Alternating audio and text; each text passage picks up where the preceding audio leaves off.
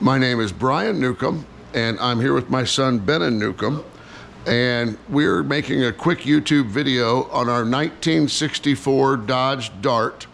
It's an early A-body. Up until 3 weeks ago, the car ran and drove great.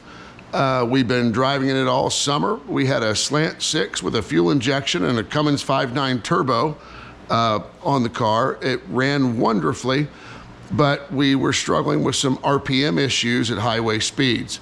So we decided to ditch the 904 that we had built, and or we built it, and we decided to try the ZF8 HP. So what we've been doing is we used a dummy block we had from the back, and we put that in the car and used our adapter plate, and then we've got a flywheel from JVX, and we ordered a kit from Hemi Denny, who makes these kits for the B bodies, and he hasn't released them yet for the A bodies, and he definitely hasn't released them for the early A bodies. But we have an early A body, and he was gracious enough to sell us the kit, and we've been working on modifying his kit to fit an early A body car for a ZF8 HP70.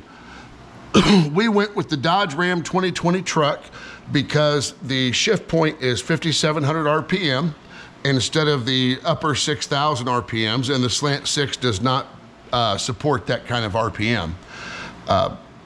However, we did learn the hard way that the back flange is much different than the Challenger HP70s or the Charger HP70s or SRT Scat Packs, so we had to make our own brackets. We learned that the bell housing is considerably different, which the starter is different, but we're figuring that out. These are all issues that can be worked with. And we also know that the trans tunnel now will have to be modified immensely to fit the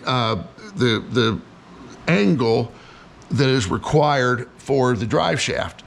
The early 904 that we had sat much lower, even though the recommended pinion angle or angle is 1 to 3 degrees up.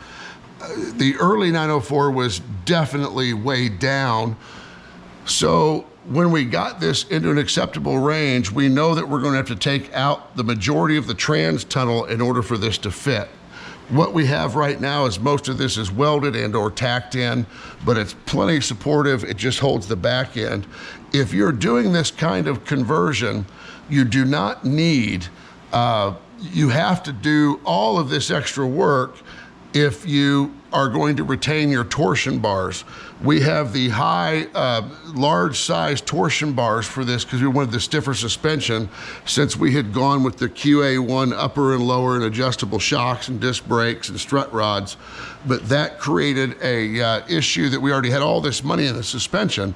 If you had talked with it, if we had had enough sense, or we had thought about common coil over springs in the front, this would be a non-issue. But what you have to do is, if you cut this trans tunnel and you're using these torsion bars, you must have the support to keep these torsion bars from rolling in and the frame buckling in, even if you have frame connectors. So we used the Hemi Denny kit, modified it to fit an early A body. It moves back. The way the mounts went with the Slant 6 is the Slant 6 mounts are incredibly thick. If you look at them here, you'll see how thick they are compared to the LA or the RB mounts. The fatness is just outrageous, but they don't make other mounts for these. So this is what you've got unless you go with a solid motor mount or a motor plate. But we were able to make this work. We've got it in. We've got to finish welding it in and welding the top hoop, but everything is in place. We're within acceptable parameters. We now have to cut out the trans tunnel, order the Sonax adapter for the 4-bolt, 4¼ inch U-joint, and hopefully I believe they make it. We've talked with Russell Drake is who we've been working with on the trans controller, and we'll probably be going with HP tuners for torque management. And And JVX, by the way, JVX is who we're using to make the flywheel up in the front. We've still got to get that all set, but they make the flywheel conversion kit. We're using the same small block LA engine conversion that JVX makes. We will be using a 2020 Dodge Ram starter rather than the Challenger starter because the way the bell housing is different. Just keep that in mind. Purpose-wise, I think I may have already covered, but the reason we're using the 2020 Ram truck transmission, Ben, did I already cover this or not? You have not. The 2020 Ram has a 5,700 RPM wide open throttle automatic shift point. The Challengers and the Charger, Scat Packs, and other vehicles that use the 8 HP70 have a much higher shift point, which is in like high 6,000s. Well, that's way beyond the RPM range of any Slant 6, even with boost, built O-rings, whatever. We're probably topping out at 5,500 RPM. So the 5,500 to 5,700 with Russell Drake's controller is going to be very smooth. It should be right within our range that we get in the tuner. It just won't be so difficult to tune. However, if you are doing an early A body, be aware, I've cut way more out of here than I should have, but this is where the transmission heater is factory.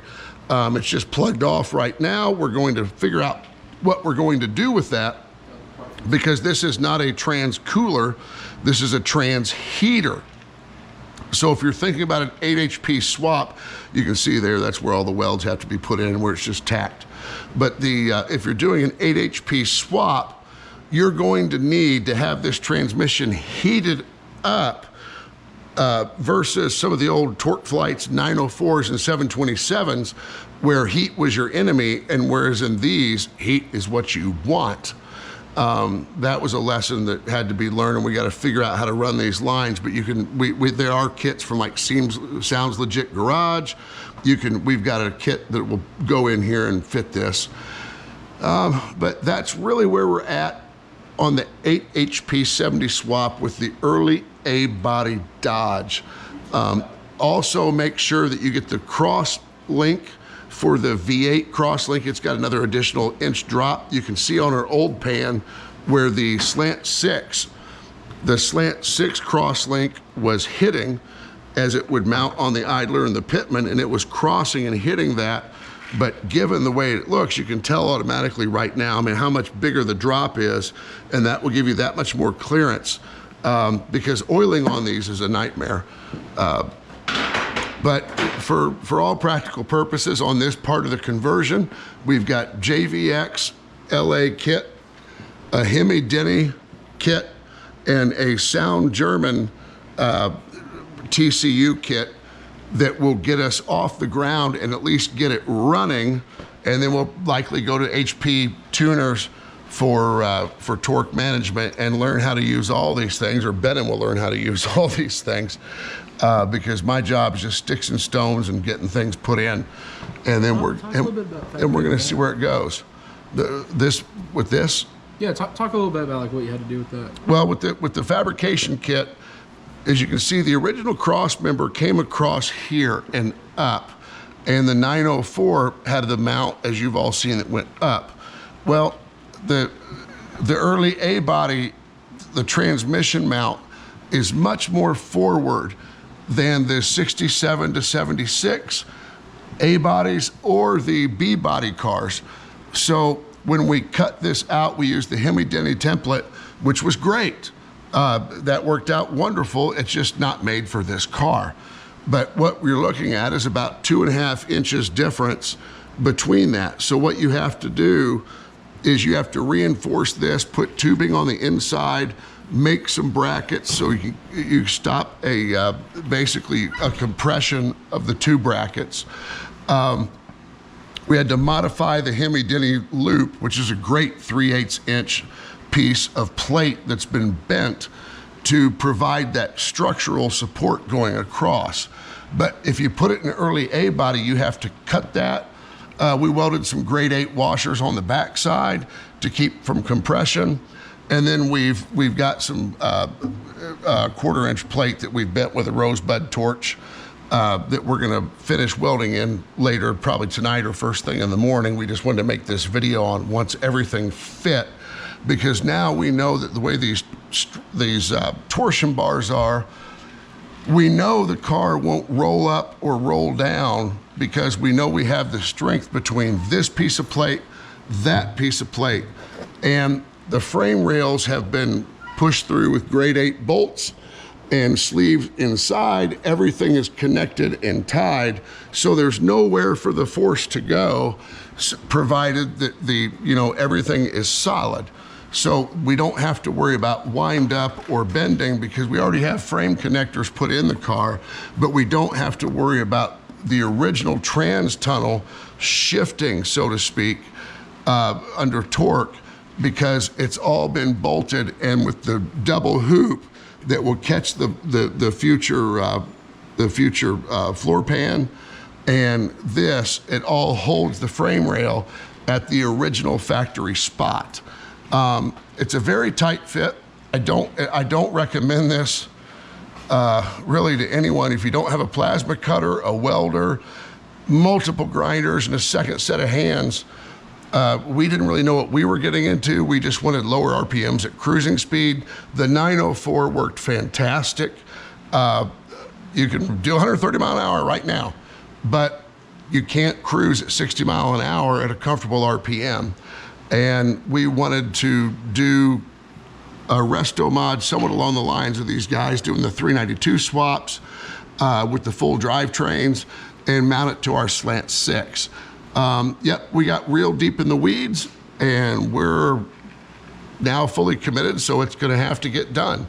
But in reality, this was a lot, as every other car project, it takes more time, more money, and you will definitely have levels of frustration with an early A body that you wouldn't have with a B body, because on Hemi Denny's kit, this bolts right in. Nothing in this car bolts right in. So thanks for your time. Hope you all have a good night. Figure out what you're gonna do with your project, and if this is where you wanna go, you can probably make it much prettier than ours. But this was our first prototype, and as far as we know, we're the first ones to have tried to get a ZF8 HP70 in an early A body. There's plenty of A bodies, and there's plenty of LA engines, but I think that we are the first ones to get one mounted with a slant in an early A body, and that's probably because more people have more sense than we do, but we're gonna get it done. We will. So this is it. Thank you.